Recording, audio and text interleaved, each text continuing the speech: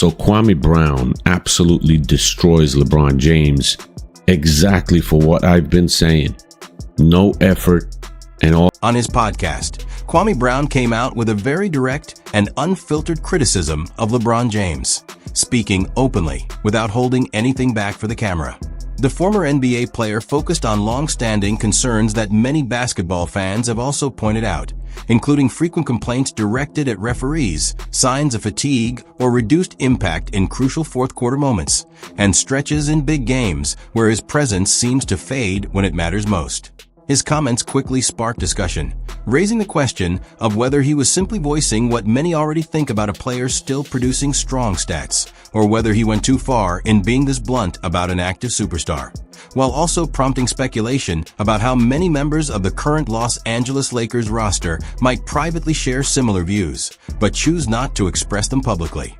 Brown, after Game 3, goes on his podcast and completely destroys LeBron James for lack of effort, complaining to the referees, not going back on defense, which this is a tactic used by many players, and this has been used by LeBron James so many times. If he goes in for a basket, he thinks he gets fouled or he wants to make it look like he gets fouled. He then stays and complains to the referee, which in eyes of the fans gives him an excuse not to go back on defense. Because, oh, look, he got fouled, he's upset, that's why he's not back on defense. That's what casual fans will think, and that's what they will just take it as.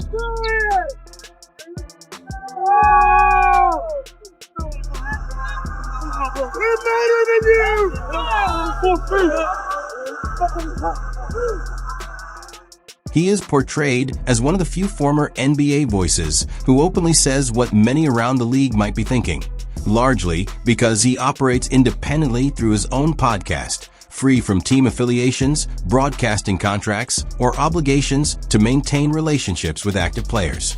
That independence is framed as a key reason he can speak so freely, especially on topics that mainstream basketball media has reportedly avoided for years.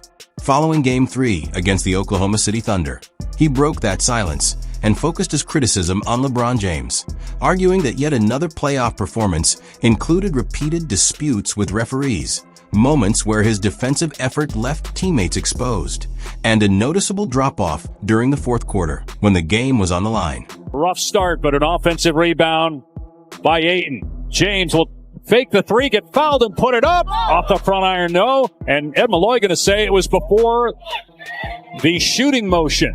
And none of this comes as a surprise to anyone who has followed these playoff runs over the past several years.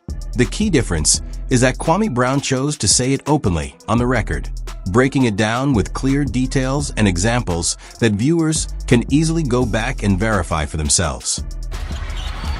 Hartenstein, and he just lost the ball. Boy, McCain was wide open on the opposite side, and they're saying that was off the Laker. The box score from Game 3 largely supported what Kwame Brown was pointing out, with LeBron James logging around 36 minutes and 51 seconds on the floor while shooting 7 for 19 from the field, which comes out to roughly 36.8% efficiency. From beyond the arc, he hit 3 of 9 attempts, and at the free throw line, he converted 3 of 4. He finished with 6 rebounds, all on the defensive glass, without grabbing any on offense. When broken down by quarters, his scoring output stayed low throughout. For points in the first, 6 in the second, another 4 in the third on 1 for 4 shooting, and 4 more in the fourth while going 2-4-3. That totals a quiet final period for a player known for closing games, especially given the expectation on a high... You got almost 60 points that could happen in turnovers, but you blaming the damn referee. That's a shame. LeBron James got 2 rebounds and he blaming the ref. That means you ain't get in there and do nothing. Y'all whole team plus minus was terrible. This is a horrible teammate. If every time you feel that you get fouled, you think leaving us 4 on 5 for you to sit there and cry to the referees is the right thing to do, I just think you wasting everybody's time. That's him trying to get rest. He already stand there. When it's time to play defense, he's doing this. Wiping shit. So if you got to do that and cry to the refs, how many possessions Or are they getting extra possessions because LeBron is doing this? You can't, what's the point of you having 16 points the first half and 1 or 2 points in the fourth? He then brought the discussion to contracts, saying this is the most straightforward part of the argument. He pointed out that LeBron James is making around $50 million this season, and players at that level are expected to close games and deliver in the biggest moments. In his view, a max-level star shouldn't be finishing crucial fourth quarters with minimal scoring while the team struggles. He also mentioned that with Luka Doncic out injured, the responsibility fell more on Austin Reeves, a solid but unexpected primary option, while the Los Angeles Lakers often relied on him in late-game situations instead of their highest-paid star. The Lakers and what the Lakers got going on is 25-10 on free throws, and you got your ass whipped by what, 23, 25 points? So it ain't the referees. It's the coach. It's LeBron. It's the people on the team that's masquerading as leaders that's waiting to give up. I'm looking at the eyes and the body language of LeBron, and he's waiting for somebody else to take over the show, and then so he can be the hero at the end. I'm looking at the body language of JJ Redick. He's looking for the players to save the day. He's not grabbing the bull by the horn. At least he played not Jake LaRabia. At least he played Luke Kennard for a second, but he still didn't give LeBron no rest. I'm watching defensive plays where LeBron will go down and hit a 3 on offense, come down, switch off a guard onto Chet Holmgren, a big, and then run from Chet Holmgren to go double the ball, and then Chet Holmgren end up getting a lob.